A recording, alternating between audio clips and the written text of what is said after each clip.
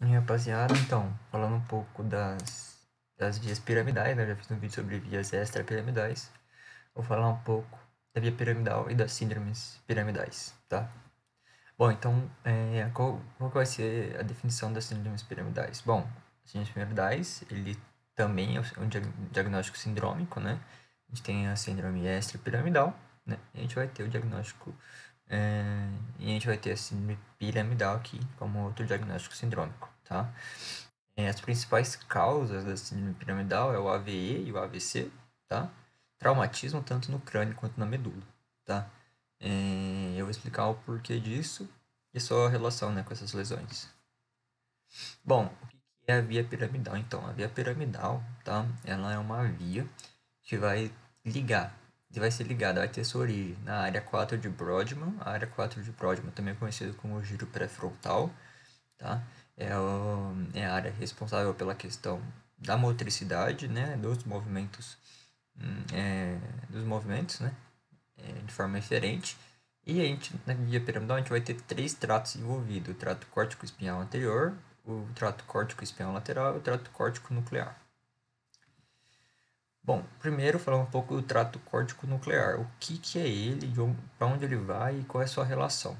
Bom, o trato córtico-nuclear, ele tem sua origem na área 4 de Brodmann, né, o giro pré-frontal, e ele vai se ligar, ele vai até os núcleos dos nervos cranianos que estão relacionados com a motricidade, como, por exemplo, o nervo troclear, que é o 4, o abducens, que é o 6, o oculomotor, que é o 3, porque eles estão relacionados, né, com a musculatura, né, dos olhos e também relacionado com o nervo facial, né? O nervo facial ele também é responsável pela mímica facial, pelo rosto da face, né? O trato córtico-espinhal lateral anterior, o que ele é, né? Qual que é a sua função? Bom, eu diria que ele é um pouco mais importante, né, em termos de mobilidade aí do que o trato córtico-nuclear. O trato córtico-espinhal lateral e o córtico-espinhal anterior, eles vão fazer a questão da motricidade, se eu posso dizer assim, da parte do corpo, né? Da parte do corpo. Por quê? Córtico vem da questão do giro pré-frontal, né? Passa pela medula, chega e passa pelo bulbo e vai até a medula. Então, córtico e espinhal. Da parte cortical, né? Área 4 de Brodmann, né? Giro pré-frontal até a medula espinhal. Nesse caso aqui, o trato córtico espinhal lateral e o anterior, a gente vai ter essa passagem pelas pirâmides do bulbo, as pirâmides bulbares, tá?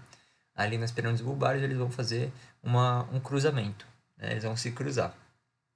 Que também pode chamar de decussação piramidal, tá? Porém, nem todos os neurônios vão fazer essa decussação piramidal, tá? 90% deles vão fazer, porém nem todos. E aí, o trato córtico espinhal lateral anterior, ele vai ter sua função, né, como a inervação primária da parte motora, né? Então, pessoas que têm AVC ou AVE podem perder ou diminuir os movimentos, né, dessa área, já que no AVC e no AVE, o trato córtico espinhal lateral e o trato córtico espinhal anterior são mais afetados. Então, a gente tem a hemiplegia, que é a perda total dos movimentos, e a hemiparesia, que é a perda parcial dos movimentos, tá? A hemiparesia claro, isso aí de um lado do corpo, né? M é um lado do corpo, plegia é a perda de todos os movimentos. M, paresia é a perda parcial dos movimentos. De um lado do corpo só, né? E é mais comum, tá? A hemiparesia, porque como eu falei, nem todos os neurônios vão cruzar pela pirâmide, né? Então alguns neurônios não são afetados. Bom, a via extrapiramidal. Bom, a via extrapiramidal, eu vou falar um pouco aqui porque eu esqueci de mencionar ela no vídeo lá sobre extrapiramidais. Quais são os núcleos principais aí da via extrapiramidal? É o rubro espinhal, retículo espinhal, tacto espinhal e vestíbulo espinhal, tá? O rubro espinhal vai ativar os neurônios motores flexores e vai inibir os extensores, tá? Dos músculos extensores. O retículo espinhal vai estar usado com a locomoção e o controle postural. Tecto espinhal relacionado à postura, tá? E o vestíbulo espinhal em relação ao equilíbrio. Bom, quais são os sinais e sintomas das síndromes piramidais? Bom, primeiro a gente vai ter uma hipertonia elástica, tá? Uma espasticidade. É muito diferente da síndrome extrapiramidal, que ela tinha hipotonia, né? Outra coisa também que a gente pode fazer, né, na síndrome piramidal é o teste do reflexo superficial plantar, né? Eu fiz um vídeo sobre exame físico. O reflexo superficial plantar, né, é um dos reflexos superficiais que a gente pode medir junto com o reflexo superficial abdominal.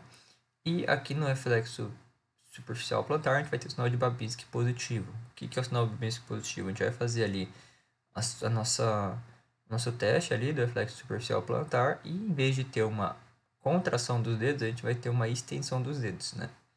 O sinal de Babinski ele é comum, tá? Isso ocorre no sinal de Babinski de forma fisiológica nos bebês, né? De até 6 meses mais ou menos. Depois disso é normal, já é um indício aí de alguma síndrome piramidal, tá? Além disso, o reflexo superficial abdominal, ele está relacionado com uma hipoflexia ou uma aflexia superficial. Então a gente faz a questão do reflexo superficial abdominal, a gente tem um pouco reflexo ou um reflexo bem pouco, ou não tem reflexo, né? E o reflexo profundo, a gente vai ter uma hiperflexia, tá? A gente vai ter uma resposta exacerbada. E é isso.